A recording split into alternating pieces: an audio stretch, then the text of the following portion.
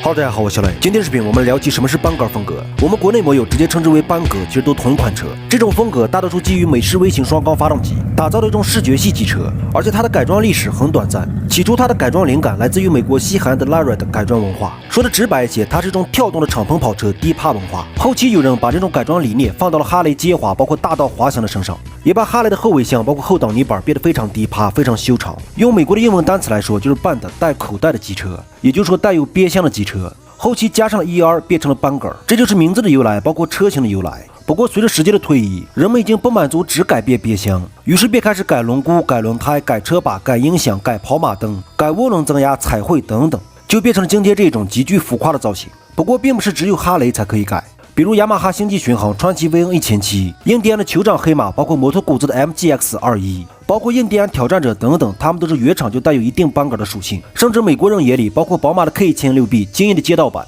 他们也带有一定班杆的属性，因为他们都是带口袋的机车。大家可以从这个角度看到，几乎每种车型的改装都是低趴加修长的尾箱，包括后挡泥板，并且这种改装在国内也非常多，也有专门的俱乐部从事这种改装。比方四川成都、浙江、上海、西安，比如黑金定制、印尼定制等等，特别多，但是价格不菲。先听一下声浪，再聊一下改装有多麻烦。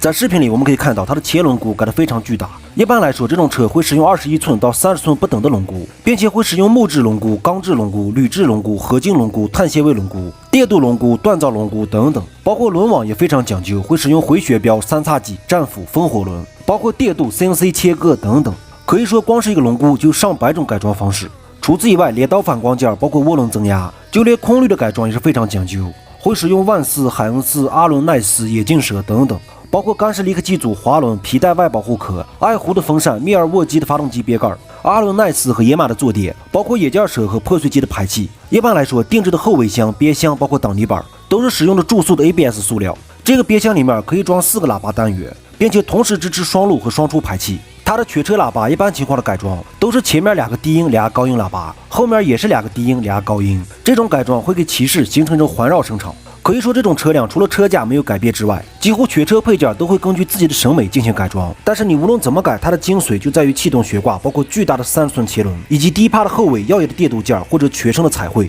我们如今看到这夸张的前脸，它可以是尖滑的前脸进行改装，也可以是哈雷路网不需要前脸直接改后面。但是它的前轮胎也是非常大的，而且这种改装不会让车变得更好骑，只会让车变得更好看、更自我。并且所有车型改装里，哈雷的改装配件是最贵的，改装的配件包括装饰件也是最多的。但是班格的改装主要是手工，不管是前脸也罢，后尾也罢，一般来说都是班格的爱好者自己手工制作的。我们国内众多的改装俱乐部也是直接买的成品。说句得罪人的话，我们属于组装，不属于改装。今天这期视频做的有点水，因为这个类型它不是一个统一的改装类型，它是一种完全自我发挥、自我制造的一种类型。而且哈雷的改装件繁多，装饰件繁多，全部都说一遍，估计10分钟左右。日系车能和哈雷去比拼改装配件，包括装饰配件的，目前在我的印象里只有本田精益。所以想聊得明白很复杂，比如轮毂的彩绘、悬浮轮毂设计、发动机的雕花、排气的雕花，这些目前看来我可能说不明白，所以就不好意思，拜拜再见，你们听了个寂寞。接下来又是一段图片欣赏，你们先看，我撤来。